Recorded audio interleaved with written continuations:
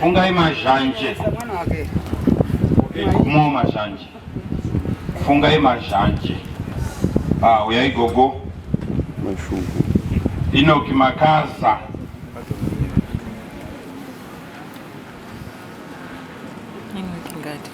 Munanunzi Inoki Makaza, honorable ministers. Wakashaikirwa nevanhu 1 2 3 4 5 6 7 8 ndo wavari kutorera. Inoki Makaza, ndimi Inoki Makaza.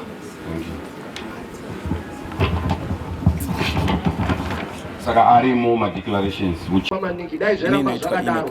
pakaitika mvura iyi yakanyanya kupika maningi zvekumateni usiku. Payakauya idai yasvika takatraya tese anhu akanga arimo kuti ngatibude tichibuda mumadhomeni, asi patakataka kubuda ndakasiyire mhuri yangu munzira, ndakati navakadzi vangu 2 nevana vangu. Saka veshe ndakasiyira munzira ndokumba kutora Mr. Mashawa, head teacher wakadzikira akanga ari egara nemunin'ina wangu. Saka pandakasiya ndeti chienda imobuda akadedzerwa ngemupurisi wanga ari pajuti ipo, ikazi uyai pamba hainodarika mvura asi haina kuzodini.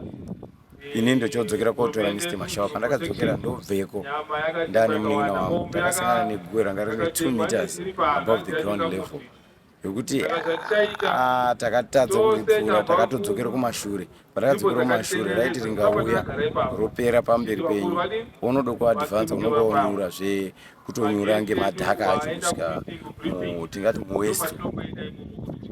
Takatotadzoka tochizotoata kuti ngatikwire mumuti since kwekuchaenda both sides. Kune mvura, kuna Nyahodo, kuna Rusitu.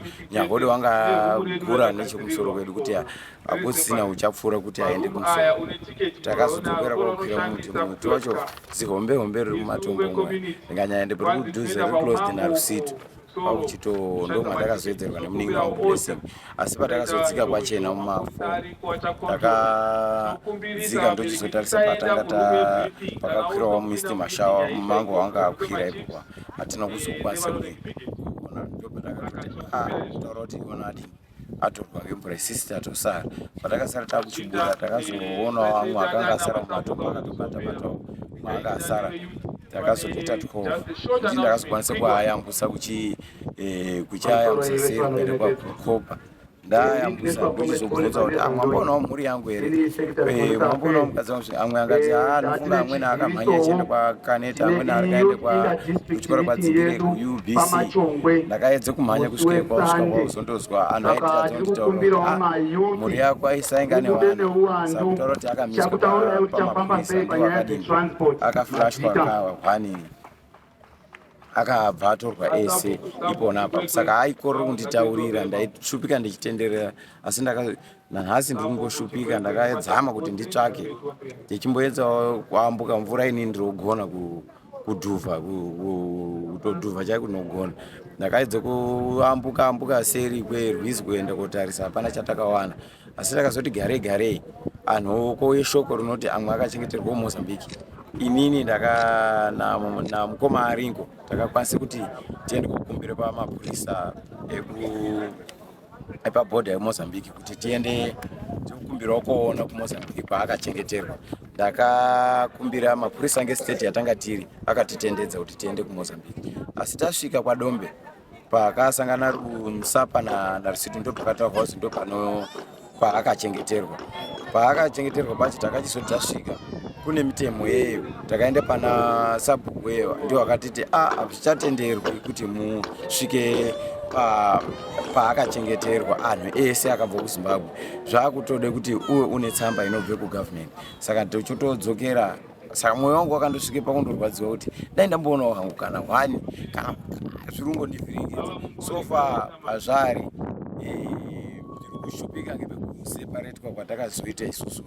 Akasangana nedambudziko akazwi ana mastendi stairo jomu mudzimba dzavanhu. Saka akazoonerwa kwekuendeswa kwaBhumba. isusu tochosara kunoku.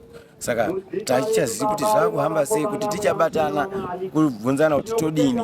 Amweni takasara unondi tozi tiri maroja, takatosara hatina kana imba kana kuti totogara tondomirirawo kuti tozondozwa. Saka tototi nhasi patazopuwa madeclaration form tozvitenda izvozvo. Let me take this opportunity to inform this gathering that the process of declaring missing persons dead follows laid down procedures in accordance with Section 5, subsection 1A of the Missing Persons Act.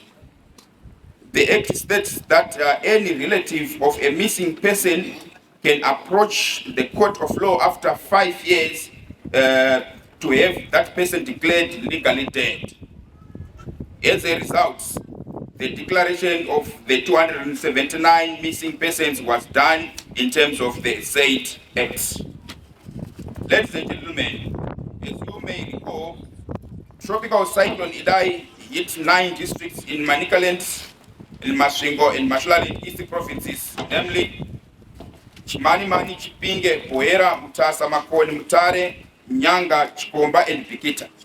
We converge to commemorate the said loss of our dear parents, guardians, husbands, wives, brothers, sisters, children, friends, and neighbors who perished in the unfortunate incident. Many people went missing while some were swept away by the river into neighboring Mozambique. As we commemorate this special day, the authorities have determined that there is no longer any realistic chance of discovering our missing community members alive after a protracted inquiry that lasted 5 years. Be advised that through this excruciating experience, you have been in our prayers and thoughts. I implore you to find comfort in the priceless moments you spend with your loved ones. The government has indeed made tremendous strides in providing a permanent housing solution at Runyararo in Chimanimani for internally displaced persons, thus guaranteeing a safe and secure environment for the same. You will be pleased to learn that out of the targeted 224 housing units, 168 have since been completed and occupied.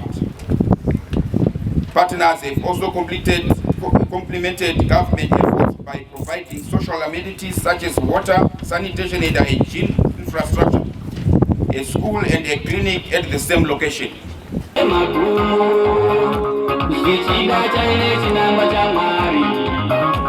Aticha zio le chemane tariro